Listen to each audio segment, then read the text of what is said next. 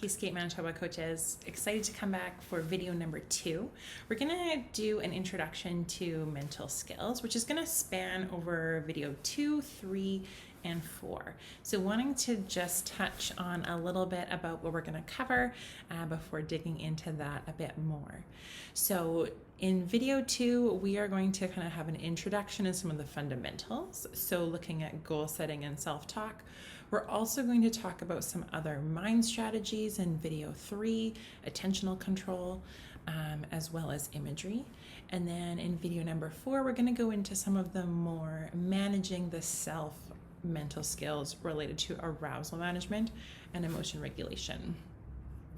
When we think about mental skills, I think the way that kind of myself and Lindsay and Justine all really approach mental skills is that each athlete is going to need a different configuration and opportunity to learn and use these different skills.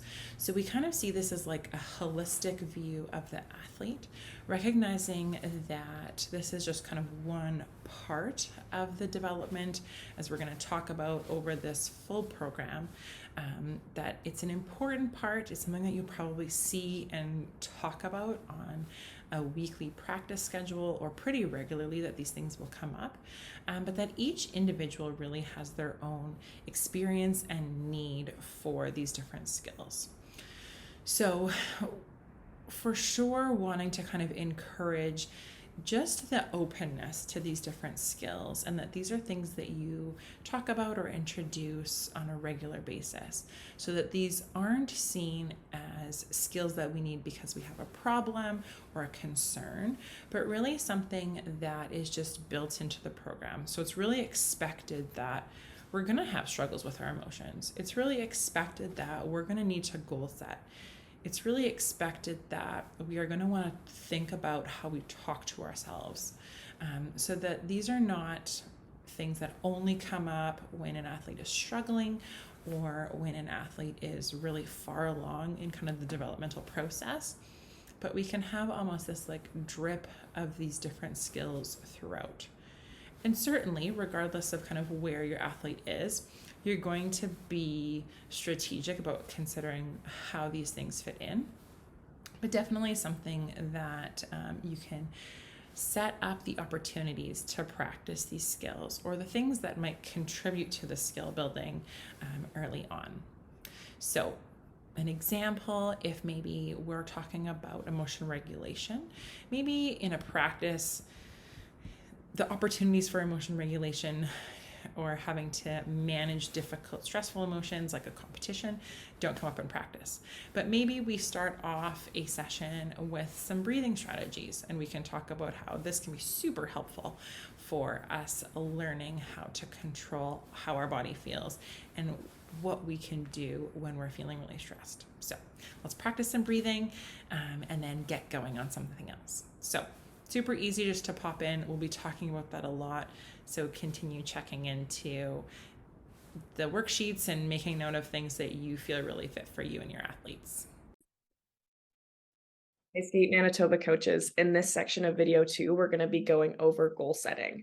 And anyone that is in competitive sports or elite sports is already doing this, whether they recognize it or not. It's that dream that they want to fulfill. It's making a certain team. It's wanting to achieve a certain skill.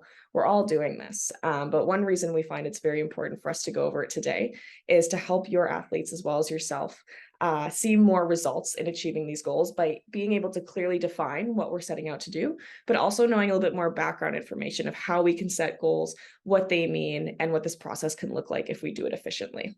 So to jump in, I'm going to pull up here some definitions to go over. I know that sounds not the most exciting, but we have a little activity to go through with this after. So we're going to define a couple different types of goals.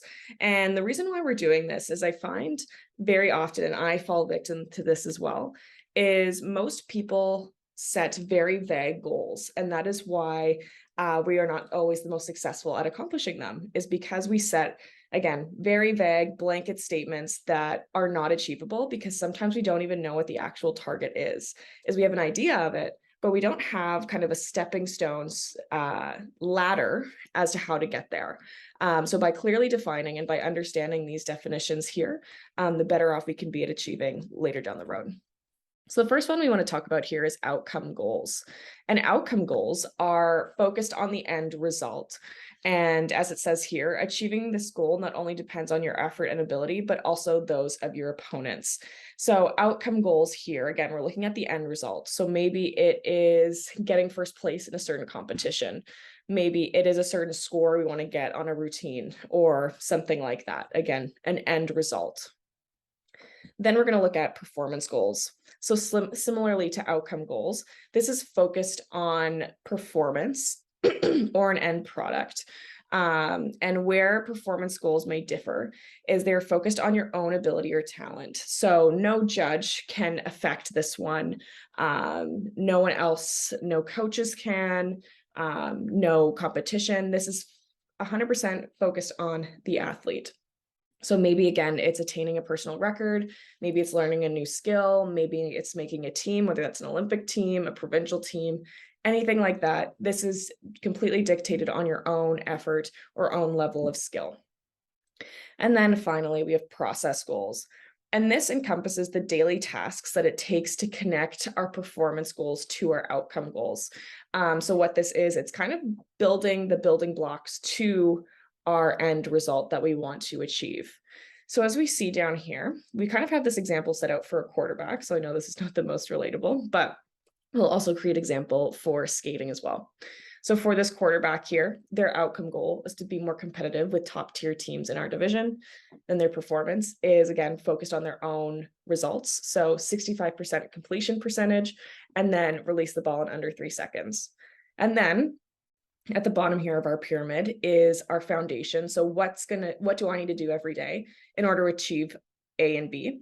So for them, they need to read the defense prior to the snap of a ball, maybe be consistent off set work to improve deception and play action, and then stand tall and balanced in pocket on all 3 and 5 step drops. So again, maybe if we're looking at figure skating, this can look different. Is maybe my outcome is to get first place in a competition. Because of this, my performance is I need to land a specific skill, like 90% of the time, if not more. And then in order for me to be that consistent at this skill, I need to practice my lead into the jump. Maybe I need to practice my body awareness and be very comfortable with that. And maybe I also need to practice the skill off ice 3 times a week. And the one thing about our process goals is we want this to be measurable. So in a sense that I can check off on a piece of paper if I was able to do this at the end of the day. So another one I see very often is we talk about people wanting to eat healthier. So in terms of that, a process goal would look like, I want to eat 3 servings of vegetables every day. That is something you'll know that I can check a box of, yes, 1, 2, and 3. That is something I accomplished. So one of the things that we're going to have on your handout today is we're going to clearly define, I'm going to give you those definitions of those goals, but then also we're going to show you guys this little piece here. And this is something that you're going to be able to do with your athletes, whether you want to do it yourself or with them as well. And it's a quick little rundown of what do they want to achieve. And if you want to do this at the start of your season, at the end, mid-season, you can do this really at any time and give them, and you can change this window. Maybe it's for the season, maybe it's in a year from now, maybe it's your long-term goals, anything like that, and have them write this down. And whether or not you want them to hand this into you or just for their own personal reflection, this is a great way to get kind of the juices flowing, as well to give them a target of what they want to achieve. Because again, I think most of us have an idea, but from our roles, we know that if it's only in our head, it's a very different process of thinking about it rather than it being down on paper. So this is a really great way for them to start thinking about, if not putting into action, what they want to achieve this season, this year, next year, and so on. Next, as a coach, a couple activities that I think would be really, really helpful to kind of drive home the idea of goal setting. One that I always do with athletes is really, really simple, actually. I just grab some sticky notes and I give people 2 sticky notes. The first one is going to be I'm going to have them jump up onto the wall.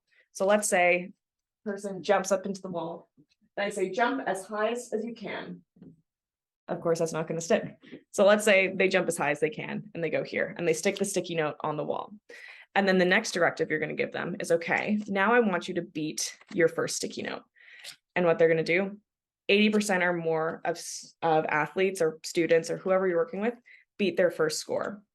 And the reason why we do this activity is to drive home that once I have a target on the wall, I'm more likely to beat it or to go higher because I know what I'm shooting for, rather than, again, shooting for very vague statements or even not knowing what I'm working towards. It's very hard to find that direction. It's like when you're doing a hike or doing a walk and going there feels so much longer than the walk back. Is because going there, we don't really have a target in mind. We don't know where we're going. We don't know how far it is or what the trail looks like. But on the way back, the trail is already kind of in our brain. We kind of know these landmarks. So it's a lot easier for us to know, okay, this feels so much faster because I had a target in mind. So it's the same thing with this little sticky note one. It's very quick, but it's a fun one to get them on their feet. But again, to drive home the idea that if we have a target in mind and we have a place that we're shooting for, we're more likely going to beat it. And then the next one that's really, really helpful is defining your why. Of why do you want to accomplish this goal? What is fueling you to be able to do this sport, to commit your time to what you're doing, to be different than the average student athlete at this age? That's one thing I find is really, really helpful, because when we set out to accomplish goals, there's always going to be hurdles and there's always going to be trials in our way. So having a really strong why is super, super important. And it needs to be more than my parents signed me up for this when I was young, or this just seemed fun. Because I know fun for me is never waking up at 6 a.m. to do a workout or to be on the ice until my feet hurt for hours and hours and hours. So there needs to be a reason why. Why do I do this? Why do I push myself super, super hard to hurt myself, or to fall on the ice when that's not fun, or to stay up super late and I don't have time to do my homework? Pushing the boundaries on themselves. Why do we do this? Why am I in this sport? So I think having a time for you guys to think, and it's actually a really great bonding exercise with your teammates, because you get to hear a little bit of a window into their world of what's pushing them. What is their driving force when things get tough? Why do they stay when they're not getting a skill right? What pushes them to come back the next day when they just didn't have a great day at school or at sports or whatever it is? So creating a why to help push them past what might be tough when they're doing this goal setting exercise. So their why needs to be powerful, it needs to be deep, and it needs to be intrinsic. So it can't be anything external. It needs to be something that comes within them. Because if they ever tear an ACL or go through a very long injury patch or a very long hurdle of maybe not making a team, or again, finding a really big trial in front of them, their why needs to be something that can push them to surmount that hurdle that faces them. So again, that's a nice one, whether they want to do it for self-reflection, whether you want to do it for your own personal coaching, background and history reflection, or if you want to do it as like a big team exercise to hear, again, a little bit of a window into why everyone is here and what's pushing people past the boundaries of being a normal person or a normal athlete. So that is what we have for you today. If you have a chance to fill that out on your worksheets, that would be great. And we'll see you in the next video. Bye. Hi everyone, welcome back. In this section, we are talking about self-talk and how we can encourage this skill within our athletes to promote positive performance and a healthy mindset. Self-talk is quite simply what we tell ourselves, either outwardly in a more public setting or inwardly, privately to ourselves. Now, learning how to engage in helpful self-talk is a critical skill that we can promote within skaters because it impacts so many aspects of our well-being. It impacts our mindset, it impacts how we feel physically, it impacts our emotions, and it impacts how we respond to situations. One of the biggest lessons that we can teach athletes about using self-talk is that it's not about what happens to us. It's about what we tell ourselves about the situation.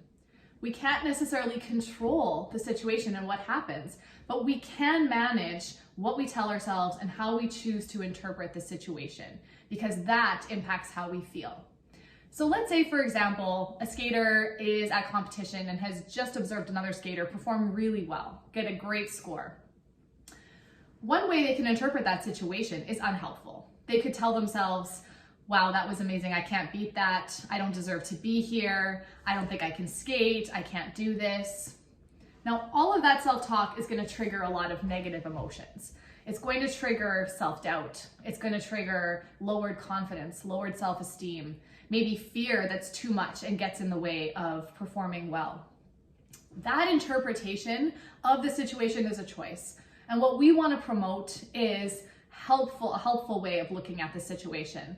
So let's change it, same situation, but now the skater chooses to tell themselves, wow, that was amazing, that was inspiring, that skater brought their A game, I'm ready to perform, I've got this, I've practiced, I deserve to be here, I'm gonna show them what I've got now. That kind of self-talk is going to promote more positive feelings and sensations. It's going to promote confidence, positive self-esteem, maybe more excitement than negative nerves. It's going to instill the kind of performance or the kind of feelings that the skater wants to feel heading in. So the situation hasn't changed, but that inner dialogue, what the skater tells themselves, that's changed. So we really want to promote this idea that you're in control of your inner dialogue. If you want to feel a certain way going into competition, if you want to feel confident, if you want to feel excited, if you want to feel ready to perform, we need to engage in self-talk that's going to promote that state.